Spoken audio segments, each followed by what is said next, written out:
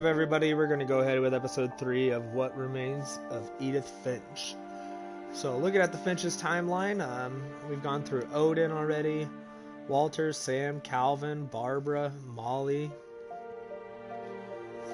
Gregory, Gus.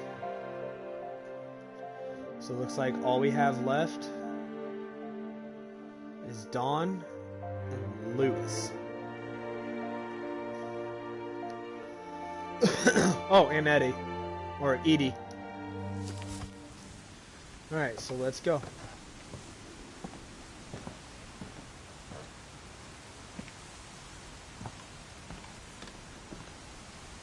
Mom definitely blamed Edie, but I think Lewis blamed himself.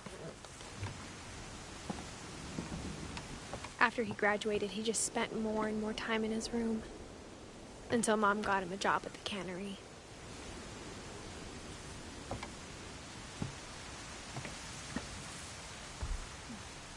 Everyone always told me to stay out of Lewis's room. Dude. Except Lewis.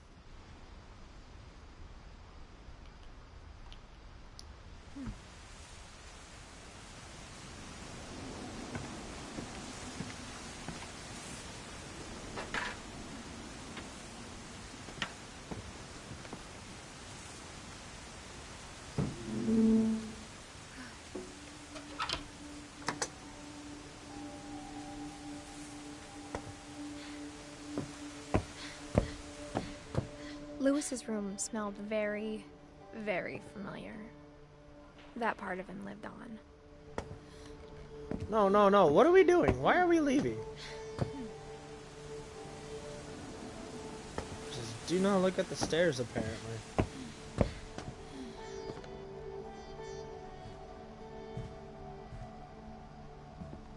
Lewis and I spent a lot of time playing games together, but he was surprisingly bad at them.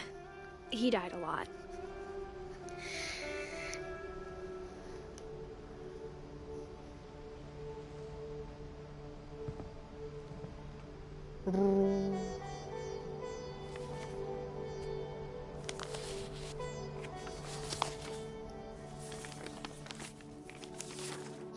Dear Mrs. Finch, as Lewis's psychiatrist, I can understand your desire for an explanation. As I see it, the trouble began in January, shortly after we convinced your son to seek treatment for substance abuse. Newly sober, I believe Lewis first noticed the monotony of his daily life.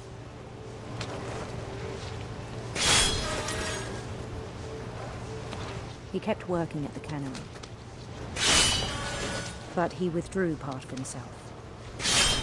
In our sessions, I saw the same behavior. His mind began to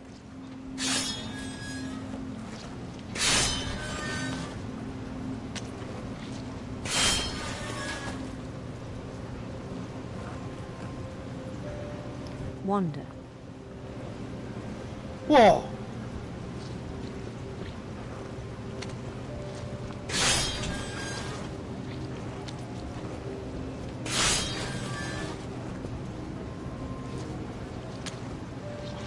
I asked him to describe it. He said he started small,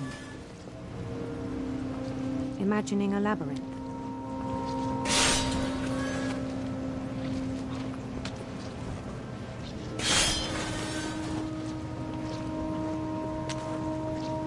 He'd feel his way about.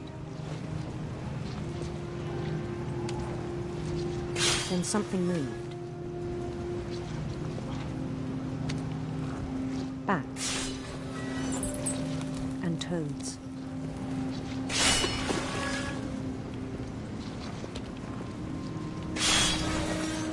And things that have not names. He knew it was all in his head.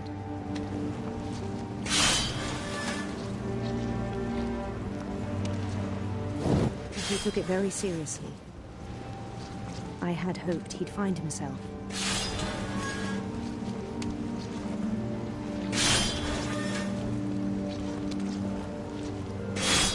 But he found something more.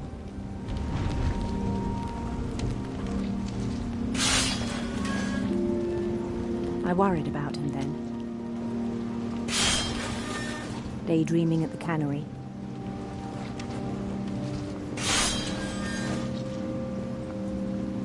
I spoke with his boss. But he said Lewis had become a model employee. Methodical, tireless, focused.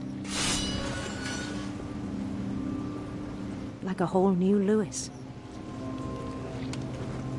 So I let him go on.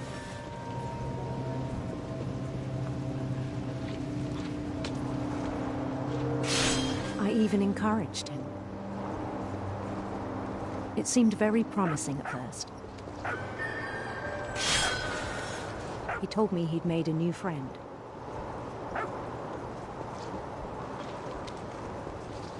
On the edge of a city he named Lewis Topia. He built the city up slowly, brick by brick. Then he made musicians.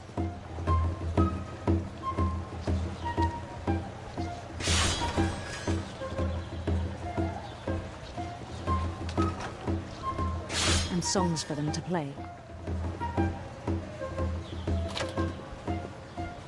He talked about starting a band. And he was always humming something.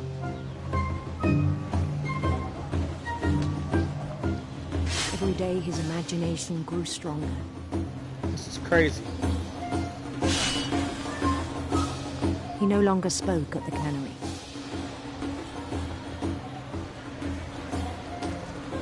But his chopping was as reliable as ever. Then one day it struck him that all the cheering crowds, even the stones under his feet, were all in his imagination. So he could do whatever he wished.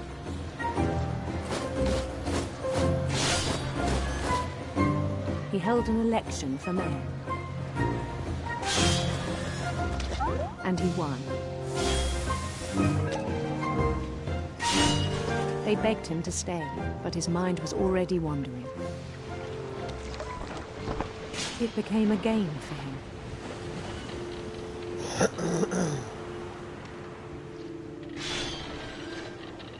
He'd conquer a city, then immediately push on. New Louisville.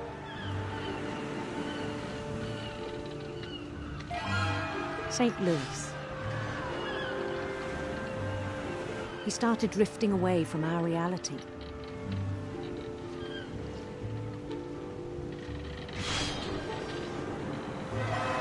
Minneapolis, until one day he forgot to go home from the cannery. Even as his mother pleaded with him, part of Lewis kept sailing on.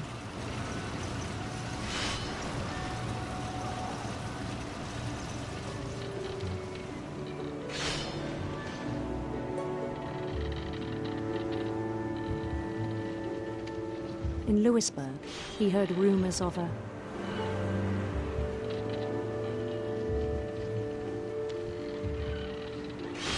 handsome queen.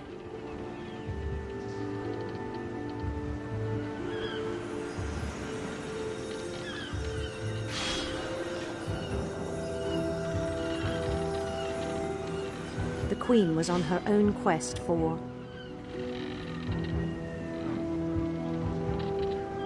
sinister serpents.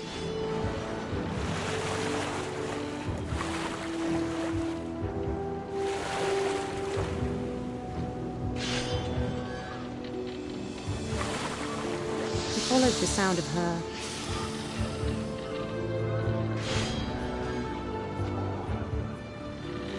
silver harp.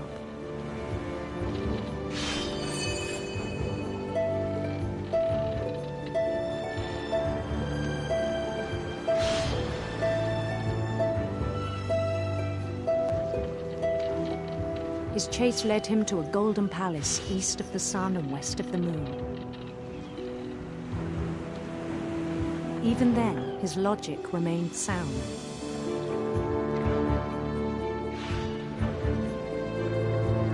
He knew the world was all in his imagination.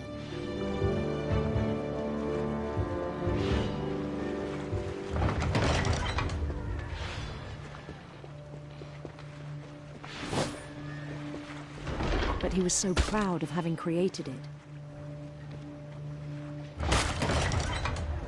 In his own eyes, he'd become something greater than a king.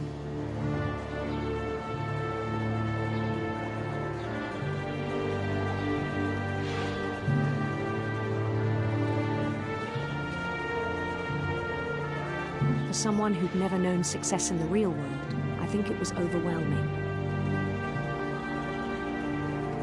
And then it struck him that the real Lewis was not the one chopping salmon, but the one climbing the steps of a golden palace.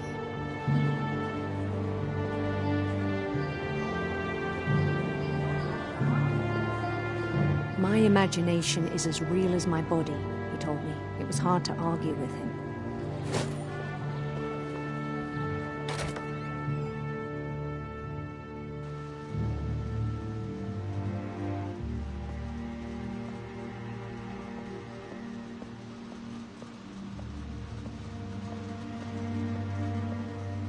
Began to forget the world we know.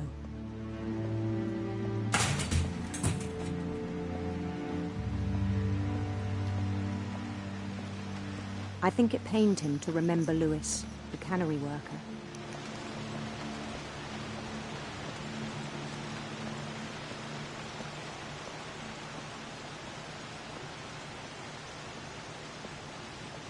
He began to despise the man with a royal contempt.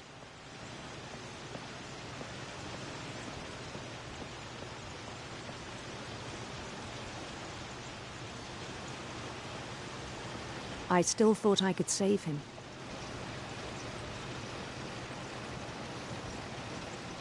Even after he said he was being crowned king over all the lands of wonder.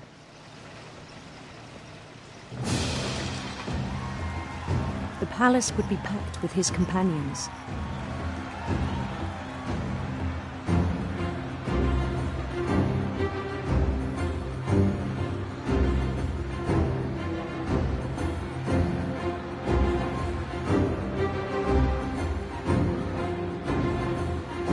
Including the wise Calico who'd insisted on advising him.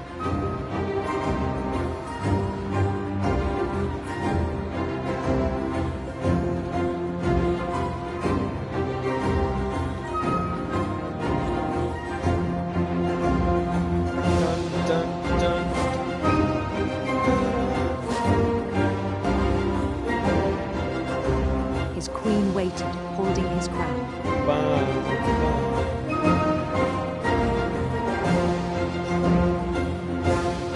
There was only one thing left to do.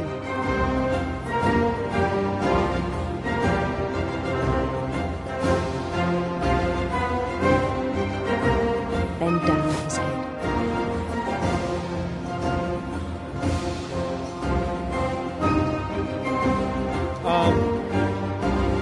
No.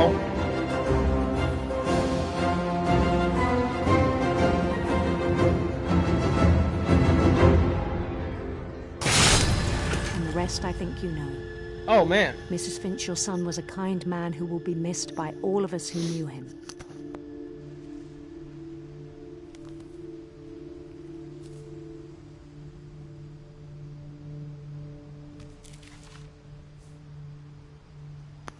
My brother was really cool. I wish you could have met Lewis. him.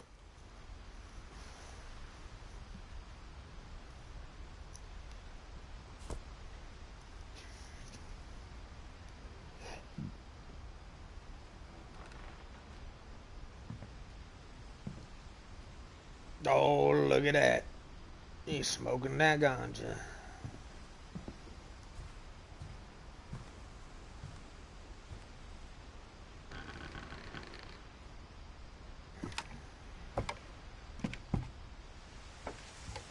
On the way back from Lewis's funeral, my mom told me to start packing. She waited until the day before we left to tell Edie. I'm not sure if she wanted to make it easier or harder.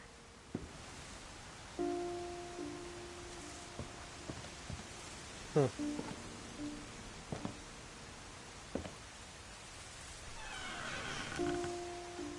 I wish we'd stayed.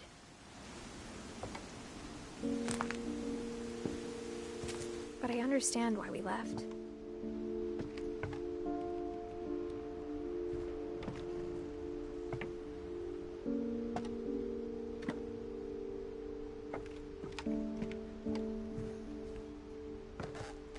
My mom ended up leaving everything behind.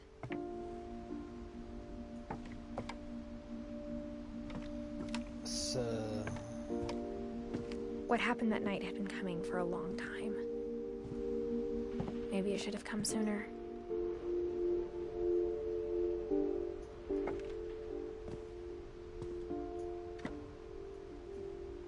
But it had to end one way or another. All that's left now is to tell you about that last night.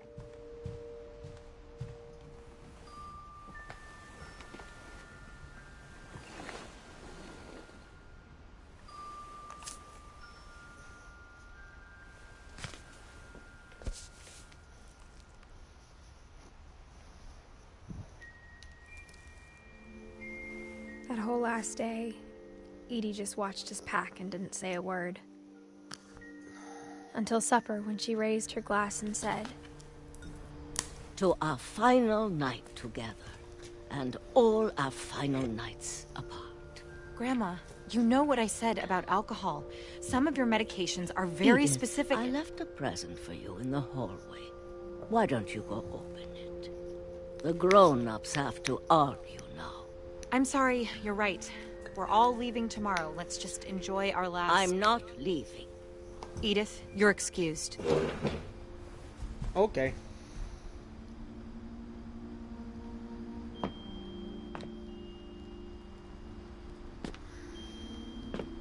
the power had been shut off that morning, but Edie always had plenty of candles. When my mom sealed the library, I don't think she knew about the other entrance, or that Edie had a key to it.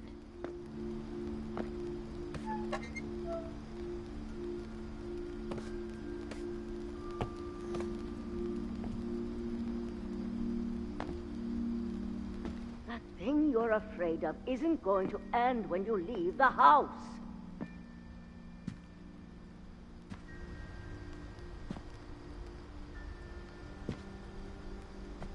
I'm confused. Edith has a right to know these stories. My children are dead because of your stories. I think it's best if Edith and I leave tonight. We'll have the nursing home send a van for you in the morning, okay?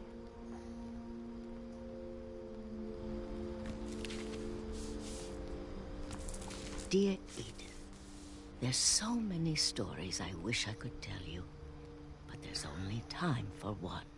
This is about what happened on the night you were born. That night, the tide went way, way out.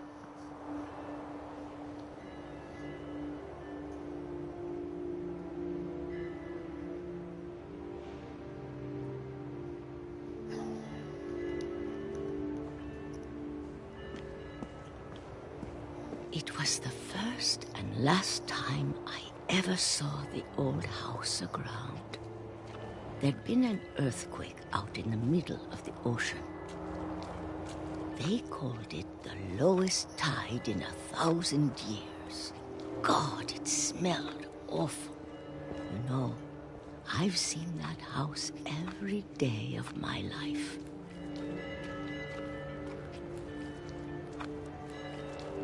But I never thought I'd go back to it.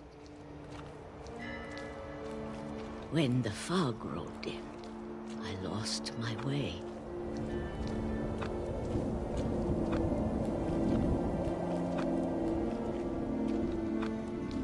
I got turned around.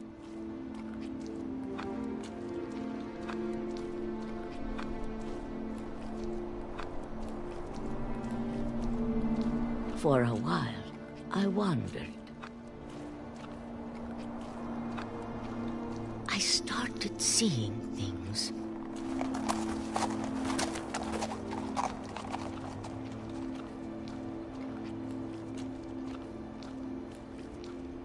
Things I'd forgotten had ever existed.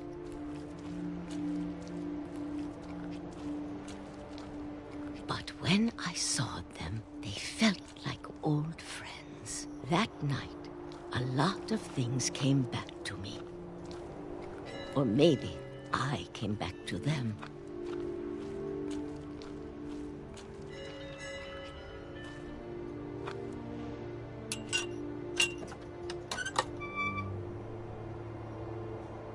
Things I can't explain, but that I need you to try and... Edith, what are you doing in here? It's mine. Edith! Mom, you're gonna rip it! Let go! I kicked and screamed, but Mom dragged me to the car. I never saw Great-Grandma Edie again. The next morning, the van came to pick her up, but she was already gone. After that, we moved around a lot.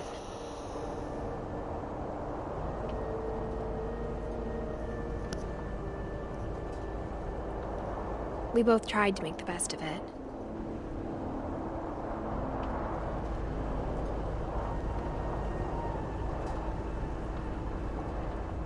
A few years went by.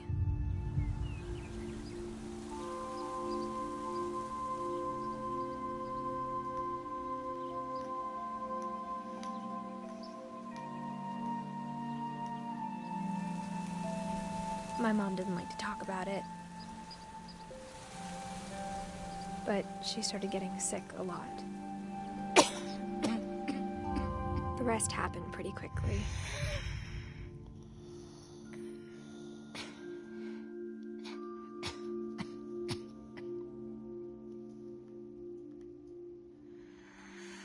She got better for a while, and then she didn't.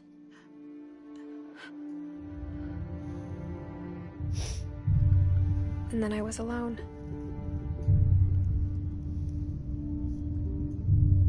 The last Finch left alive.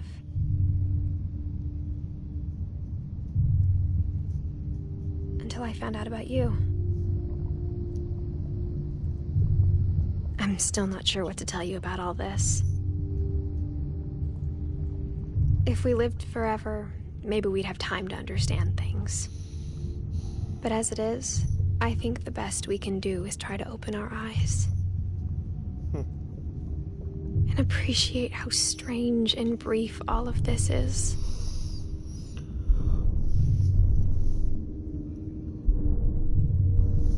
Oh, what's happening? This journal was supposed to be for you. But now I hope you'll never see it. I just want to meet you and tell you all these stories myself.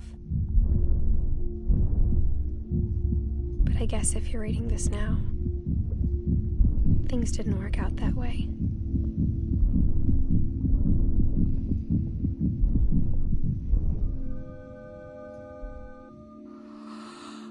This is where your story begins.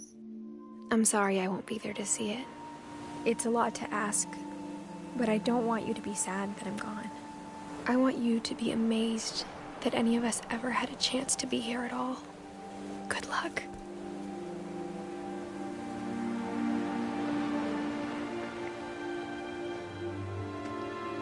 Oh, man.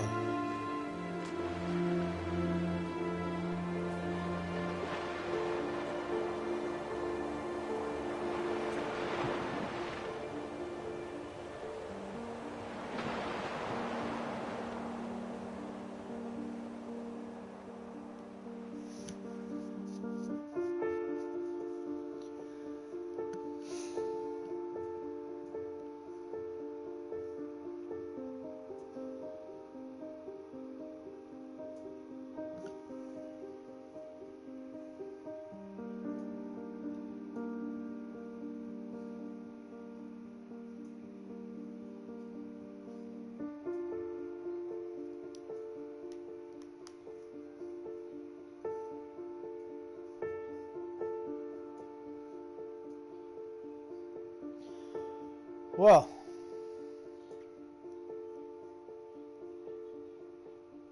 let's talk about that was a good game. Good storyline.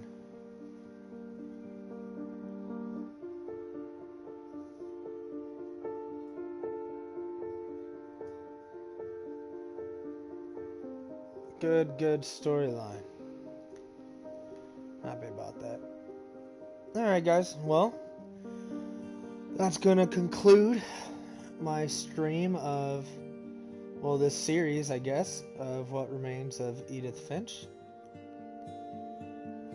I'm probably gonna do some more, not like this, games not like really like this.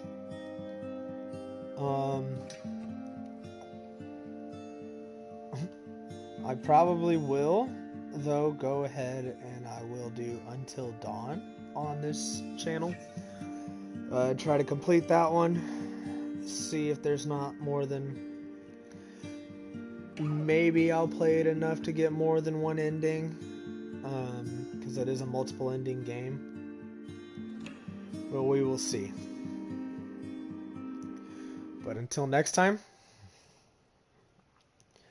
I will catch you guys later. Peace, guys.